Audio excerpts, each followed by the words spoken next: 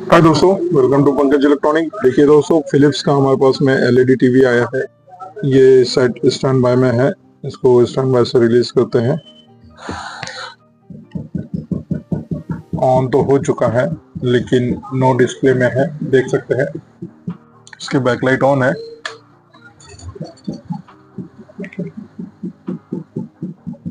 लेकिन no display में है। तो हमने टीवी को पलटा लिया है दोस्तों, और टीवी पलटाने के बाद में देखिए ये इसकी पावर सप्लाई है।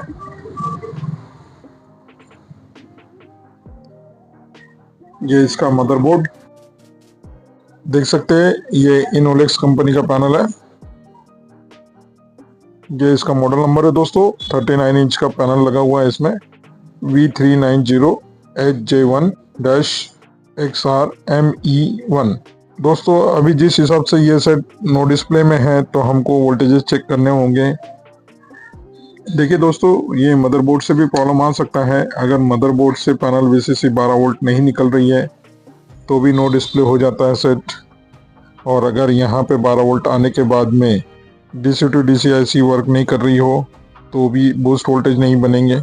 सबसे पहले मल्टीमीटर लगाना होगा और वोल्टेजेस चेक करने होंगे। मल्टीमीटर को 200 वोल्ट की रेंज में रख लिया है दोस्तों। टीवी को स्विच ऑन करते हैं और अब टीवी को स्टैंड बाय से रिलीज करते हैं। तो देखिए टीवी को स्टैंड बाय से रिलीज कर दिया हमने। यहाँ पे देख सकते हैं बैकलाइट ऑन हो चुकी है। सबसे पहले जो हमको पैनल रिपेयर करते समय चेक करना होता है वो होता है पैनल VCC, जो कि यहाँ पे फ्यूज के द्वारा आ रही है।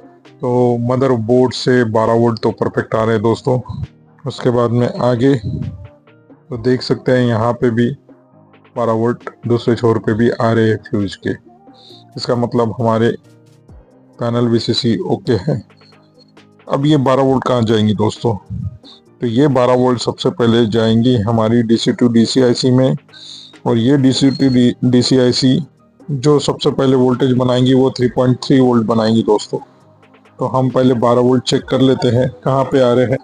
तो देख सकते हैं दोस्तों, ये डायोड पे 12 वोल्ट आ रहे हैं और इस PF के थ्रू इस IC में चले जा रहे हैं। 12 वोल्ट हमारे DC to DC IC में जाएंगे, और DC to DC IC जो वोल्टेज निकालेंगे वो होता है 3.3 वोल्ट, जो कि यहाँ पे देखिए टेस्ट पॉइंट बना हुआ है, इस पे हम चेक करेंगे। तो मल्टीमीटर पे देखिए 3.3 वोल्ट आ रही है। ये जो रोम IC होती है दोस्तों, इसकी पिन नंबर 8 पे भी 3.3 हमको मिलना चाहिए। तो देख सकते हैं इस रोम IC पर भी 3.3 एकदम नॉर्मल तरीके से आ रही है।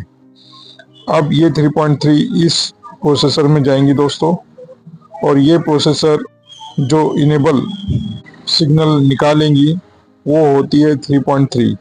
तो यहाँ पे देख सकते हैं पावर ऑन का ऑप्शन दिया हुआ है। ये पावर ऑन पे हमको 3.3 मिलनी चाहिए, जो कि हमारी DC to DC IC के लिए भेजेंगी। तो देख सकते हैं ये हमारे इनेबल सिग्नल हो चुके हैं दोस्तों, जो कि इनेबल सिग्नल एकदम परफेक्ट तरीके से आ रहे हैं। जब इनेबल सिग्नल परफेक्ट तरीके से आ रहे हैं तो AVDD की सप्लाई जो सबसे पहले DC to DC IC बनाती है वो होती है AVDD की सप्लाई। AVDD के का टेस्ट पॉइंट यहाँ पर है दोस्तों, और देख सकते हैं मल्टीमीटर पे यहाँ पे कोई भी सप्लाई नहीं बन रही है। उसी प्रकार और हम सप्लाई चेक कर लेंगे दोस्तों VGHP। तो देखिए यहाँ पे ये भी वोल्टेज नहीं बन रहा है। इसका मतलब ये है कि दोस्तों या तो ये IC खराब है, या तो इस सोर्स कॉफ में या गेट कॉफ में कुछ ना कुछ प्रॉब्लम है, शॉर्टिंग है, जिसके कारण बूस्ट वोल्टेज ड्रॉप हो रहे हैं। दोस्तों अब हम कैसे पता करेंगे कि ये IC में प्रॉब्लम है, सोर्स कॉफ में प्रॉब्लम है, क्योंकि वोल्टेज तो ड्रॉप हो रहे हैं। तो इसको पता करने का एक ही नॉर्मल तरीका होता है दोस्तों, जो कि कोई ये प्रॉप AVDD या VGH या VGL पे रख के टेस्ट पॉइंट पे रखना होगा, और टीवी को एक बार ऑफ करके ऑन करना होगा। अगर मल्टीमीटर में कुछ हलचल देखने को मिलती है तो समझ जाना कि वोल्टेज ड्रॉप हो रही है। देखिए दोस्तों, ये दोनों टेस्ट पॉइंट VGL और VGH के हैं, जो कि ये ट्रैक मैंने घसा हुआ है। ये दोनों ट्रैकों के बीच में जब हमने चेक किया कि वोल्टेज क्यों ड्रॉप हो रहे हैं, तो यहाँ पे दोनों के बीच में हमको शॉर्टिंग मिली है। तो देख सकते हैं दोस्तों, मैंने एक वायर को यहाँ पे जंपर किया हुआ है, टेस्ट पॉइंट पे एक जंपर लगाया है, क्योंकि मैं सिंगल हैंड हूँ, एक हाथ से शूट करना है, इसलिए एक प्रॉप को मैंने इस वायर के थ्रू कनेक्ट कर दिया है। और अब मैं आपको बताता हूँ ये दोनों ट्रैकों के बीच में शॉर्टिंग कितने ओम्स के देखने को मिल रही है। ये मल्टीमीटर पे हमने रख लिया, ये कंटिन्यूटी का बजर है दोस्तों। अब देख सकते हैं यहाँ पे जो शॉर्टिंग देखने को मिल रही है वो 143 ओम्स के आसपास देखने को मिल रही है।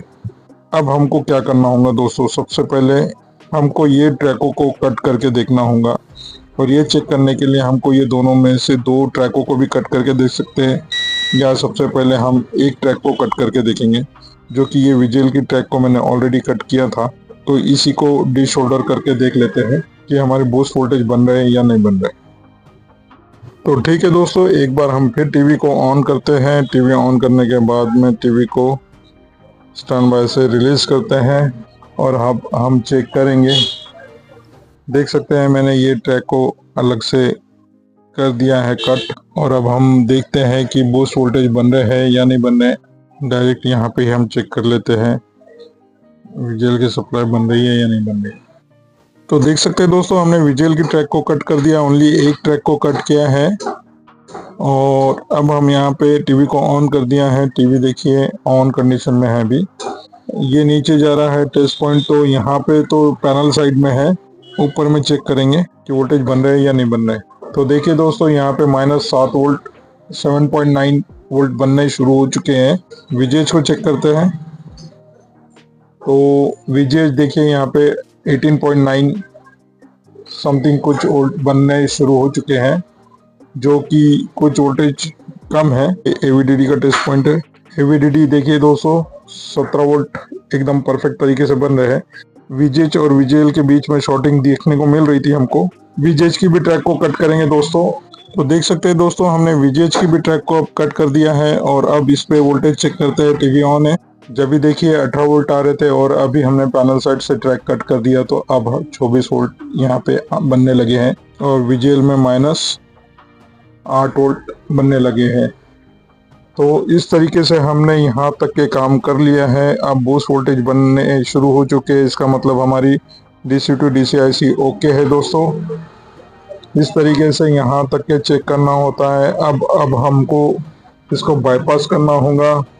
पैनल की फ्रेम ओपन करेंगे और इसको बाईपास करेंगे फिर।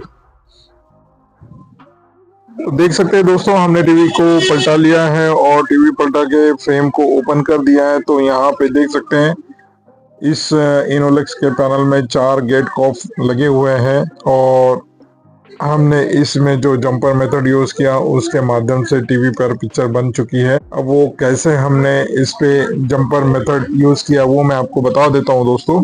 ग्लास साइड से हमने VGH और VGL की शॉर्टिंग दूर किया था। कटिंग करके हमने स्केलर PCB तक वोल्टेज बना लिया था।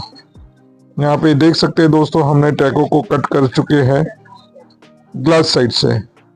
अब ग्लास साइड से हमने ट्रैकों को कट कर दिया, तो ये जो कॉफ के थ्रू VGH VGL की सप्लाई, ये जो VGH और VGL की जो ट्रैके है दोस्तों, ये यहाँ से कॉफ के थ्रू होके यहाँ से इस गिलास से यहाँ से होते हुए इस गेट कॉफ तक के पहुँच रही है। आप देखेंगे कि यहाँ पे थोड़ी सी स्पार्किंग देखने को मिल रही थी गेट कॉफ में। यहाँ पे देखिए दोस्तों, यहाँ पे बर्निंग होने के कारण VGH VGL की शॉर्टिंग देखने को मिल रही थी।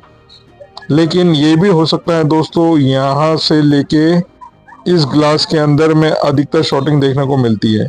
इस गेट कॉफ का डाटा हमने निकाला, और गेट कॉफ का डाटा निकालने के बाद में ये 2 टेस्ट पॉइंट जो देखने को मिल रहे हैं, एक VGH का है, एक VGL का है।